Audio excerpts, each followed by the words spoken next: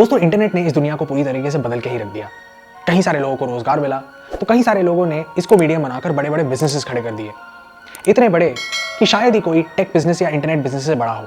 ये रेवोल्यूशन आया पहले यूएस जैसे देशों में, पर एक और देश था जो इस चीज में पीछे नहीं रहना चाहता था, और इसी देश के नागरिक ने बना दिया दुनिया का one of the biggest e commerce platforms.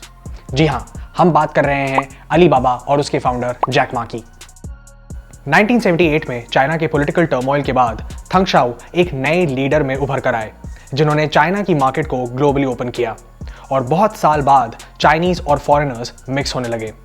Hangzhou नाम के शहर में, जहां जैक बचपन में रहते थे, टूरिस्ट बढ़ने लगे और जैक की लाइफ चेंज हुई, और फॉरेनर से मिंगल होते होते जैक ने अंग्रेजी सीखी, और बड़े होकर यूनिवर्सिटी में एज एन इंग्लिश प्रोफेसर उन्होंने $12 की सैलरी पे नौकरी भी की। चाइना में अब धीरे धीरे जॉब अपॉर्चुनिटीज बढ़ने लगी थी, और हर सेक्टर में इंटरनेशनल ट्रेड ग्लोबलाइजेशन की वजह से बढ़ने लगा था। जैक मा को तब इसमें एक अपॉर्चुनिटी दिखाई दी, तो उन्होंने अपने दोस्त के साथ एक ट्रांसलेशन कंपनी शुरू करी। उसी समय जैक को यूएस से एक ट्रांसलेटर की नौकरी भी मिल गई। जब वो यूएस गए, तब उन्होंने इंटरनेट की दुनिया के बारे में सुना, और जैक चाइना वापस आए और चाइना की पहली इंटरनेट कंपनी शुरू की, चाइना पेजेस, जो कि चाइना में येलो पेजेस का काम करती थी, जो डायरेक्टरी की एक इंग्लिश वर्जन थी, जिसमें एडवर्टाइजमेंट एक रेवेन्यू स्ट्रीम था, और इसमें गवर्नमेंट के साथ पार्टनर करना जरूरी था ताकि इंफॉर्मेशन कंट्रोल हो पाए और रेगुलेटेड भी। पर गवर्नमेंट को इसमें काफी हेजिटेशन था, क्योंकि किसी ने इंटरनेट के बारे में सुना भी नहीं था, और क्योंकि ये प्रोडक्ट अपने टाइम से थोड़ा पहले था, जैक को ये आइडिया ड्रॉप करना पड़ा। 1999 में दुनिया में इंटरनेट फीवर बढ़ने लगा, और यूएस इंटरनेट कंपनीज पब्लिक होने लगी, और ई कॉमर्स कंपनीज को मार्केट में एक्सेप्टेंस मिली, जैसे ईबे और अमेजॉन।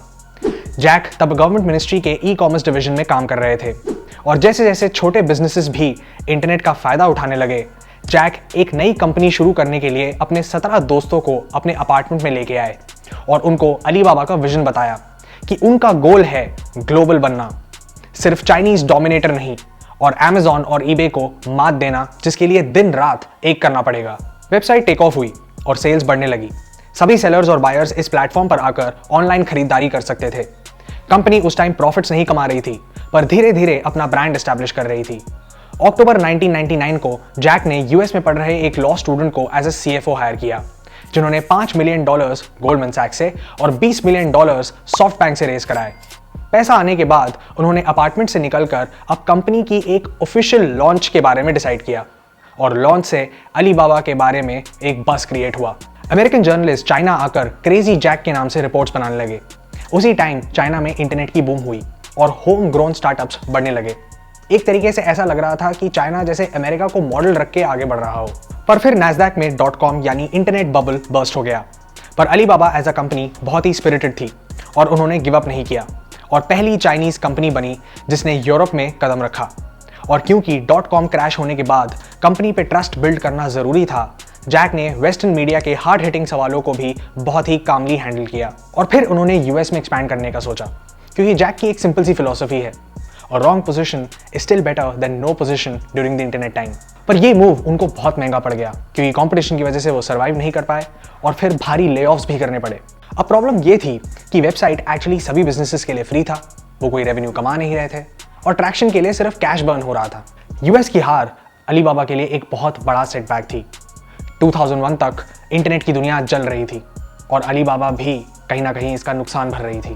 ऑर्गेनाइजेशन की स्टेबिलिटी के लिए अलीबाबा ने सैवियो कुआओ को एज अ सीओओ हायर किया, जो कि चाइना में एक मैनेजमेंट गुरु माने जाते हैं, और ऑलमोस्ट 25 साल से उन्होंने बड़ी बड़ी कंपनीज के साथ काम करके उनको एक मुश्किल पोजीशन से भी निकाला था। सैवियो ने बहुत ही जल्द रेवेन्यू जनरेट करने का फैसला किया, ताकि कंपनी बंद ना पड़ जाए। उन्होंने कंपनी की मिशन विजन वैल्यूज क्रिएट की, और स्टाफ के लिए ट्रेनिंग्स कंडक्ट कराई, और 2001 में उनको एक चीज दिखाई दी कि कस्टमर्स उनकी साइट पे हायर रैंक करने के लिए $5000 तक देने को तैयार थे। तो उन्होंने एक पेड सर्विस लॉन्च की, जिससे कस्टमर्स अलीबाबा पे एक प्रीमियम वेब स्टोर बना सके, और इसको प्रमोट करने के लिए उन्होंने किए रोड शोज, और सभी बिजनेसेस को उन्होंने ऑनलाइन आने के लिए भी पर्सुएट किया। पर अभी भी कैश बर्न बहुत ज्यादा था, तो इसलिए मार्केटिंग स्पेंड बिल्कुल घटा दिया गया। पर उनका पेड सर्विस अब मोमेंटम पकड़ रहा था, और सिचुएशन इंप्रूव होने लगी, और धीरे धीरे अलीबाबा प्रॉफिटेबल हो गया। पर फिर एक बिजनेस वॉर शुरू हो गया ईबे के साथ, क्योंकि ईबे अब चाइना की मार्केट एंटर कर गया। इससे 3 साल पहले ईबे ने एक चाइनीज वेबसाइट ईचनेट.com में एक बड़ा स्टेक हासिल कर लिया था। ईचनेट.com और अलीबाबा के कई सारे कॉमन क्लाइंट्स थे। इसलिए अलीबाबा का बिजनेस अब खतरे में था। तो जैक ने फिर से अपने अपार्टमेंट में एक सीक्रेट टीम भेजी जिसने दिन रात एक करके कुछ टाइम बाद ताओबाओ लॉन्च किया, जिसका मतलब होता है सर्च फॉर ट्रेजर। पर उसके एक महीने बाद ईबे ने पूरा eachnet.com अक्वायर कर लिया और ऊपर से चाइनीज मार्केट में $150 मिलियन की भी इन्वेस्टमेंट की। अब ईबे के पास 10 मिलियन यूजर्स और 95% मार्केट शेयर हो गया। तब जैक ने ताओबाओ के थ्रू इस स्पेस को डिसरप्ट करने का सोचा। उन्होंने इसमें $100 मिलियन की इन्वेस्टमेंट कर दी, जहां मार्केट प्लेस चाइना मार्केट के लिए कस्टमाइज्ड होगा और 3 साल तक फ्री। उन्होंने ये आर्गुमेंट दिया कि चाइना इतना बड़ा है कि उसके लिए एक अलग मार्केट प्लेस होना बहुत ज़्यादा ज़रूरी है और मार्केट के लिए एक अर्ली स्टेज पे कस्टमर्स को चार्ज करना ठीक नहीं। अब ये गैम्बल क्यों लिया गया? क्योंकि ईबे ऑलरेडी चाइना मार्केट में पैसा डाल चुका था। तो इस मूव को मैच करना मतलब वॉल स्ट्रीट के कई सारे इन्वेस्टर्स को हताश करना हुआ। इसलिए ईबे से लड़ने के लिए एक गुरिल्ला स्ट्रैटेजी बहुत ज़्यादा ज़रूरी थी। तो जैक ने ईबे के साथ एक ओपन वॉर डिक्लेयर किया और यह भी डिसाइड किया कि इसमें कोई पर्सनल अटैक्स नहीं किए जाएंगे। दोनों कंपनीज में क्या डिफरेंस था? ईबे अपनी ग्लोबल वेबसाइट को चाइना की वेबसाइट के साथ लिंक कर रहा था, जहां उसमें कुछ मिसिंग फीचर्स थे तो कुछ एडिशनल फीचर्स। पर अलीबाबा ने चाइना की मार्केट के लिए ताओबाओ को पूरी तरह से कस्टमाइज कर दिया था, जहां बिजनेस करना तो आसान था ही, दोस्त बनाना भी आसान था। जहां ईबे को अलीबाबा की वेबसाइट बहुत ज्यादा फ्लैशी लगी, वहीं चाइना की यंगर जनरेशन ने ताओबाओ को बहुत सराहा। उनको उसको यूज करने में बहुत ज्यादा मजा आ रहा था और धीरे धीरे सारा ट्रैफिक ईबे से ताओबाओ में शिफ्ट हो गया। फिर भी ये कहा जा सकता है कि 2005 तक दोनों कंपनीज चाइना मार्केट में नेक टू नेक रहीं। इस वॉर को अब पूरी तरह खत्म करने के लिए ईबे ने $100 मिलियन का इन्वेस्टमेंट और करने का सोचा, पर जैसे ही ये न्यूज़ मार्केट में बाहर आई, उनके स्टॉक्स वॉल स्ट्रीट में गिरने लग गए। ईबे की पोजीशन अब धीरे धीरे खराब हो रही थी।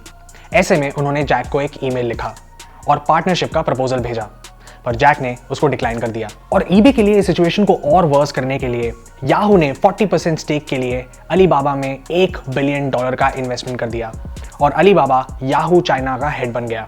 तब जैक ने ये खुलेआम स्टेटमेंट दिया कि उन्होंने चाइना में ना सिर्फ ईबे को हरा दिया बल्कि गूगल की भी जगह ले ली। इस कल्चर को वर्क कराने के लिए याहू चाइना की पूरी टीम को अलीबाबा के हेडक्वार्टर्स एक ट्रेन के थ्रू भी भेजा गया, क्योंकि दोनों टीम्स के कल्चर बहुत अलग थे। याहू चाइना के लोगों को ये एक डिग्रेडेशन लगा कि वो अब एक लोकल कंपनी का हिस्सा हैं, पर फॉर्चुनेटली लोकल गवर्नमेंट का सपोर्ट अलीबाबा को था और उनको एज अ जॉब क्रिएटर देखा जा रहा था। पर याहू एक पॉलिटिकल हॉट पोटैटो था, क्योंकि उससे कुछ साल पहले याहू ने डेटा शेयर करके चाइनीज गवर्नमेंट की एक जर्नलिस्ट के प्रोसिक्यूशन में मदद की थी। इसलिए याहू थोड़ा लो प्रोफाइल मेंटेन कर रहा था। पर इस कंट्रोवर्सी से हटके जैक को अब और स्ट्रैटेजीज बनानी थी जिससे वो गूगल जैसी कंपनीज को बीट कर सके। पर अगले 1 साल तक काफी चीजें स्ट्रैटेजिकली गलत गईं, जिससे याहू चाइना आगे नहीं बढ़ पाया, पर ताओबाओ आगे बढ़ता रहा और याहू से रेस किया हुआ फंड उनको 83% ऑफ मार्केट शेयर तक ले गया। और अब ईबे को पूरी तरह नॉक ऑफ करने के लिए अलीबाबा ने अनाउंस किया कि वो ताओबाओ को और एडिशनल 3 साल के लिए फ्री कर रहे हैं और चैलेंज किया कि ईबे भी इस मूव को मैच करके दिखाए। तब ईबे ने ये रिस्पॉन्ड किया कि फ्री कर देना कोई बिजनेस मॉडल नहीं होता, जिसको सुन के जैक का कुछ ऐसा रिएक्शन था। Business model for charging is already proved in the States. So you don't have to prove the market, you have to prove how big the market is. You have to prove that you can create value in this market. 2006 में eBay ने China market को अलविदा कह दिया और 5 साल तक जिस सपने को जैक ने रोक के रखा था वो फाइनली पूरा हो गया, IPO। Hey guys, thank you so much for watching that video। अगर आपको पसंद आया तो please hit the like share and subscribe button down below.